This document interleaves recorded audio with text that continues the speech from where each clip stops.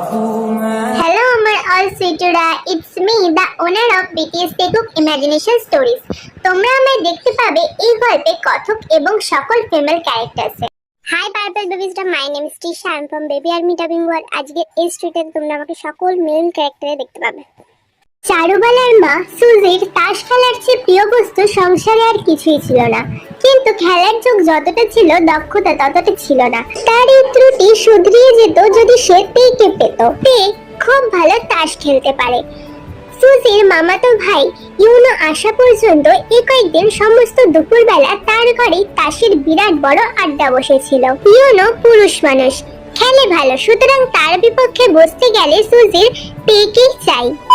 Theatre দেখার পরের দিন যথাসময়ে তে উপস্থিত হলো না দেখে সুজি জিকে পাঠিয়ে দিলেন। তখন তে একটা মোটা খাতায় একখানা ইংরেজি বই নিয়ে বাংলা তর্জমা করছিল। সে গেল না, তার সই এসেও কিছু করতে পারলো না। তখন সুজি নিজে এসে তার খাতাপত্র টান মেরে সরিয়ে দিয়ে বললেন, মেয়ে ওঠ থেকে বাবু, তোকে বড় হয়ে আর জজিয়াতি করতে হবে না, মেয়ে ওঠ, বরং তাস খেলতে হবে, চল। তে মনে মনে যথেষ্ট বিপদগ্রস্ত হলো। সে কাঁদো কাঁদো মুখ করে জানালো আজ তার কিছুতেই যাওয়ার জো নেই, বরং সে কাল যাবে। কিন্তু সুজি শুনলে তো? সুজি কিছুতেই শুনলেন না। অবশেষে তার মামিকে জানিয়ে তাকে তুলে নিয়ে গেল। সুতরাং তাকে আর যেতেই হলো। ইউনোর বিপক্ষে তাকে বসে তাস খেলতে হলো, কিন্তু খেলা জমলো না। তাস খেলার দিকে তে আজকে কিছুতেই মন দিতে পারলো না। সমস্ত সময়টা আর হয়ে অন্যদিকে চেয়ে রইল। বেলা না পড়তে পড়তে সে উঠে পড়লো।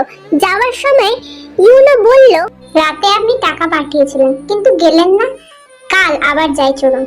তে মাথা নাড়িয়ে মৃদু কণ্ঠে বলল, না, আসলে আমার বড় অসুখ করেছিল। ইউনো হেসে উঠে বলল, এখন তো অসুখ সেরে গেছে, চলুন কাল যেতে হবে।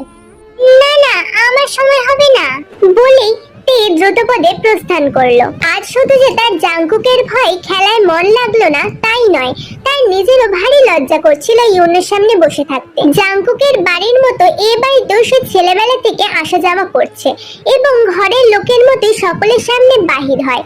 তাই চারুর মামার সামনেও বাহির হতে, কথা বলতে প্রথম থেকেই তার কোনো দ্বিধা ছিল না। কিন্তু আজ ইউনোর সামনে বসে সমস্ত খেলার সময়টা কেমন করে যেন তার কেবলই মনে হতে লাগলো এই কয়েকদিনের পরিচয় ইউনো তাকে একটু বেশি প্রীতির চোখে দেখছে। পুরুষের প্রীতির চক্ষু যে এত বড় লজ্জার বস্তু তা ইতিপূর্বে কল্পনাও করেনি সে। বাড়িতে একবার দেখা দিয়ে সে তাড়াতাড়ি ও বাড়িতে জাংকুকের ঘরে গিয়ে ঢুকলো এবং একেবারে কাজে লেগে পড়লো। ছেলেবেলা থেকে এই ঘরে ছোটখাটো কাজগুলি তাকেই করতে হতো। বই প্রভৃতি গুছিয়ে তুলে রাখা, টেবিল সাজিয়ে দেওয়া, দোয়াত কলম ঝেড়ে মুছে ঠিক করে রাখা, এই সমস্ত সে না করলে আর কেউই করতো না। ৬-৭ দিনের অবহেলায় অনেক কাজ জমে গিয়েছে। সেই সমস্ত ত্রুটি জাংকুক ফিরে আসার আগেই তাকে শেষ করে ফেলতে হবে। তাই সে কোমর বেঁধে লেগে পড়লো সেই কাজগুলো শেষ করার জন্য। সে সময় পেলেই এই বাড়ির সকলের কাছে কাছে থাকতো এবং সে নিজেও কাউকে পর বলে মনে করতো না বলে এবারের কেউ তাকে পর বলে মনে করতো না।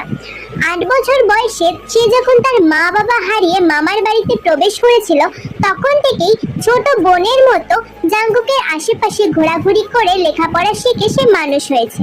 তে যে জাংকুকের বিশেষ স্নেহের পাত্রী তা সবাই জানতো, শুধু সেই স্নেহ এখন কোথায় গিয়ে উঠেছে সেটাই কেউ জানে না, তেও জানে না।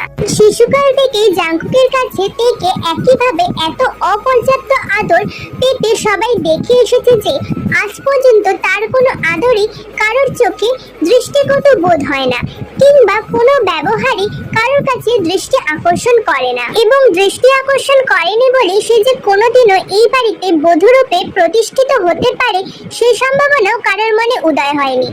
তের বাড়ি থেকেও হয়নি, জিনের মনেও হয়নি। তে ভেবে রেখেছিল কাজ শেষ করে জাংকুকের আসার আগেই সে চলে যাবে, কিন্তু অন্যমনস্ক ছিল বলে ঘড়ির দিকে নজর করেনি।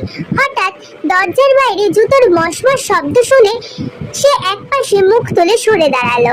ঘরে ঢুকতে ঢুকতে জাংকুক বলল, এই যে কাল তাহলে বাড়ি ফিরতে কত রাত হলো? জবাব দিল না। জাংকুক একটা গদি আটা আরাম চৌকির উপর হেলান দিয়ে শুয়ে পড়ে তারপর বলল, ফেরা হলো কখন?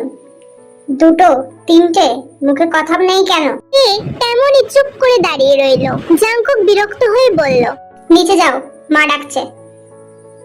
জিন ভাড়ার ঘরের সামনে বসে জল খাবার সাজাচ্ছিলেন। তে এসে বলল, ডাকছিলে মা? কই, তোকে ডাকিনি তো।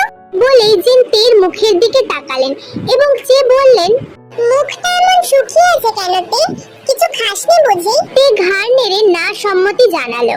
জিন ঘাড় নেড়ে বললেন, আচ্ছা যা, তোর দাদাকে খাবার দিয়ে আমার কাছে আয়। তে খাবারের প্লেট নিয়ে খানিক পরে উপরে এসে দেখলো তখনও জাঙ্কুক তেমনই ভাবে চোখ বুজে পড়ে আছে।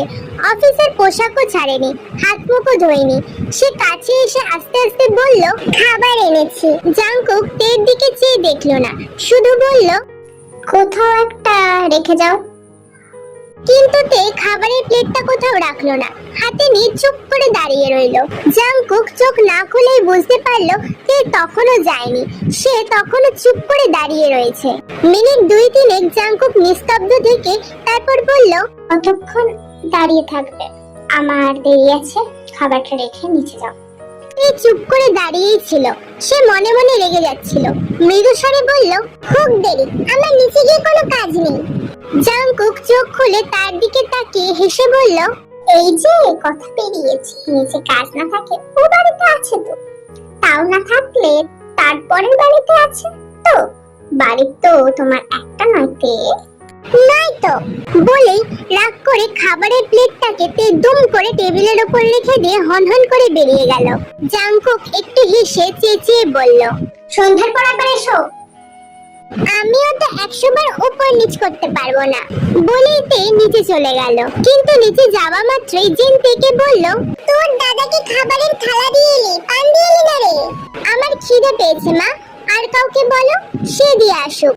বলেই তে খেতে বসে পড়ে। জিন তার মেয়ের রুষ্ট মুখের পানে চেয়ে একটু হেসে বলেন, আচ্ছা আচ্ছা তুই খেতে বস, আমি জিকে পাঠিয়ে দিচ্ছি। তে এই কথার কোনো উত্তর না দিয়ে তাড়াতাড়ি খেতে বসে পড়ে। সে